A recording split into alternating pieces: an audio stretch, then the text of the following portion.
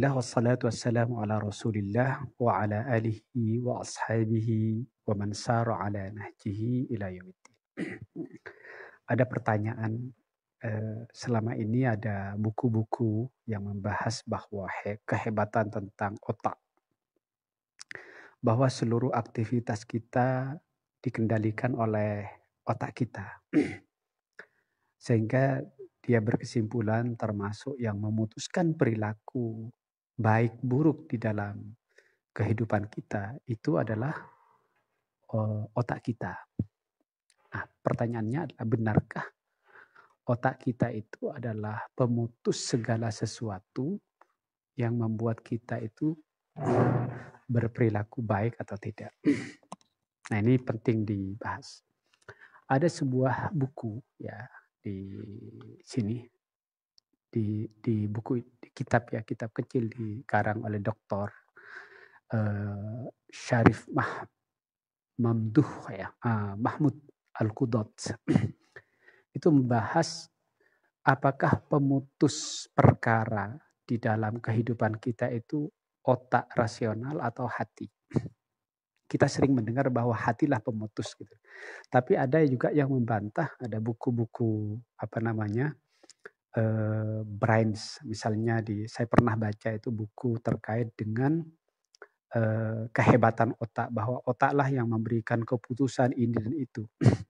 Nah, beliau menulis salah satu rahasia terkait dengan kehebatan otak dan hati sebagai hubungan kehebatan otak dan hati. Wa yasudu i'tiqadu baina katsirin minan nas, dan banyak orang-orang yang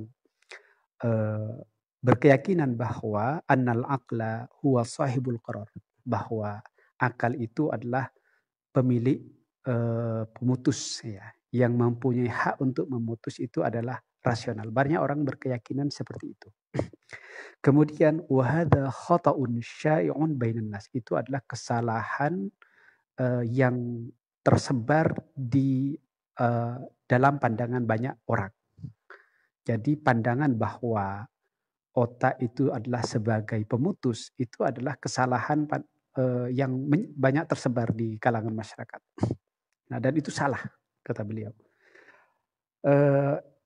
Laisa lahu nasibun minas sihah, itu tidak ada bagian kebenarannya sama sekali. Jadi kalau kita meyakini bahwa otak sebagai pemutus perilaku perilaku buruk dan baik di dalam diri kita itu adalah otak, itu adalah tidak ada kebenarannya sama sekali.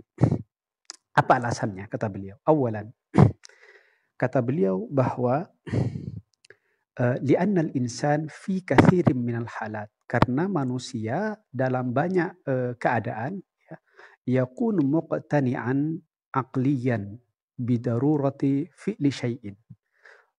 Manusia dalam banyak keadaan itu sudah secara rasional sudah puas, sudah paham, ya, sudah menyadari dengan benar bahwa pentingnya melakukan sesuatu. Oke. Wala yaf'aluhu, atau pentingnya meninggalkan perkara sesuatu.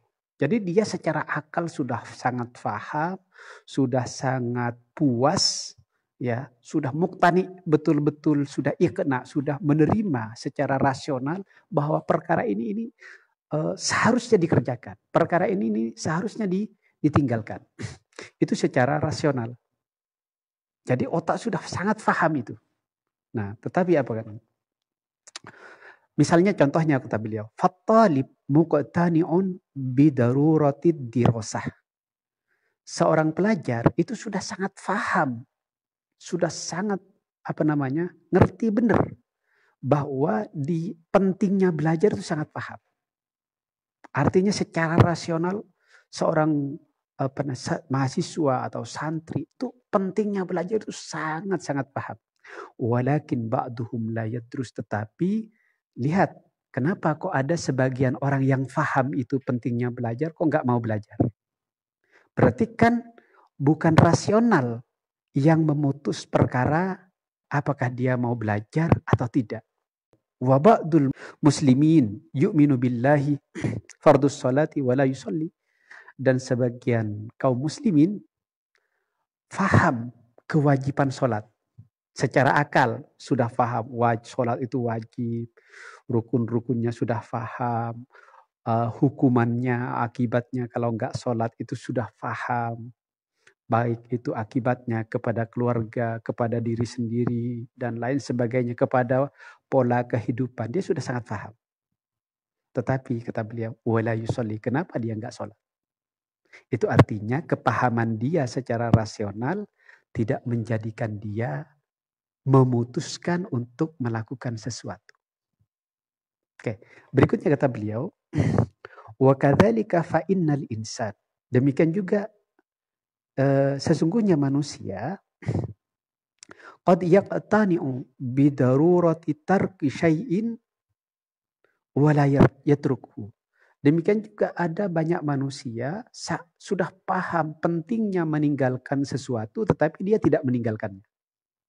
Artinya secara otak itu paham tetapi dia tidak meninggalkan, justru mengerjakannya. Apa contohnya kata beliau? Fal mudakhin muqtani'un aqliyan bidarurati tarkit tadkhin li adrarihi al-kathira. Seorang perokok itu sangat-sangat paham gitu ya. Dan sangat-sangat rasional di otaknya dia tentang pentingnya meninggalkan rokok. Ya, rokok bahkan ada lubangnya gitu ya. Sangat paham kata beliau. Li adrarihi al-kathir, karena banyak mudarat yang sangat-sangat banyak, sangat paham otaknya. Summa tajidhu la yatrukuhu. Ternyata kita banyak mendapati orang yang paham tersebut tidak meninggalkan apa yang dia pahami. Itu artinya akal bukanlah pemutus untuk melakukan atau meninggalkan sesuatu. Nah, walau kana al-aqlu huwa alladhi yattakhidul qarar.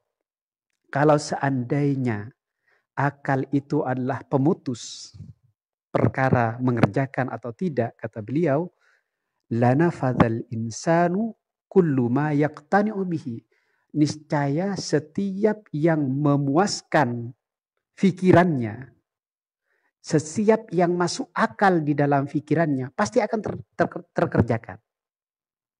Jadi kalau akal itu yang memutuskan perkara itu dikerjakan atau tidak, pasti setiap yang rasional akan dikerjakan kata beliau. Namun ternyata walakinnal hal alladzi yasilul aqlu bil qalbi da'ifun aw maqtu'un fala tasilu hadhil qana'at ilal qalbi litu'athir bihi. Tetapi bagian yang sampai kepada akal itu nyampe kepada hati dengan lemah gitu ya. Yang rasional itu sampai kepada hati dengan lemah atau terputus. Fala tasilul qanaat ilal qalbi litu'athir. Maka ternyata rasional itu tidak mempengaruhi keputusan hati. Kenapa? Sampainya di hati itu lemah. Ya. Wa lidzalika la tadhhar ba'da dzalika fi suluk, sehingga itu tidak memunculkan keputusan itu dalam perilaku. Jadi kesimpulannya adalah yang pertama, bahwa yang rasional itu bukanlah pemutus. Pemutus itu tetaplah adalah hati kita. Thaniyan, yang kedua kata beliau. Lianna Rasulullah sallallahu alaihi wasallam yaqul, karena Rasul sallallahu alaihi wasallam bersabda, ala wa inna fil jasati mudghah, sesungguhnya di dalam jasad ini ada segumpal daging. Idza saluhal jasadu kulluhu, kalau segumpal daging ini baik, jadi kalau disebut segumpal daging itu sebenarnya maknanya dua. Satu adalah hati itu sendiri, yang kedua adalah sifatnya. Ya, yang kedua adalah sifatnya, sifat hati. Ya, jadi hati itu maknanya kepada dua hal. Satu kepada fisik yang disebut mudghah, tetapi yang kedua juga yang dimaksudkan adalah sifat hatinya. Nah, idza saluhal jasadu kullu. Kalau dia baik, hati ini dengan sifatnya, ya, maka baiklah semuanya. Wa idza fasadal jasadu kullu. Kalau dia baik hati dan dengan sifatnya, maka dia itu baik semuanya. Apa itu ala wahyal qalbu? Yaitu hati, qalb. Nah, jadi teman-teman sekalian, di sini terbantahkan pendapat-pendapat yang mengatakan bahwa pemutus segala perkara dalam kehidupan itu adalah rasionalitas atau kemampuan otak.